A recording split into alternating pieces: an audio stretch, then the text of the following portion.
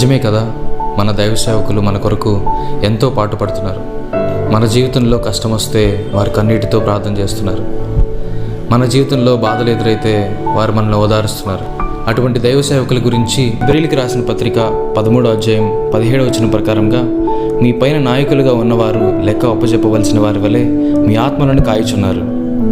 వారు దుఃఖముతో ఆ పని చేసిన ఎడల మీకు నిష్ప్రయోజనము గనుక దుఃఖముతో కాక ఆనందముతో చేయనట్లుగా వారి మాట విని వారికి లోబడి ఉండుడి. ఇంకా ఎంతో గొప్ప సేవ చేసిన దైవజనులు ఎంతోమంది ఉన్నారు. సేవకులారా, సువార్తికులారా, యేసయ్య కోరుకున్న శ్రామికులారా, సేవకులారా, సువార్తికులారా,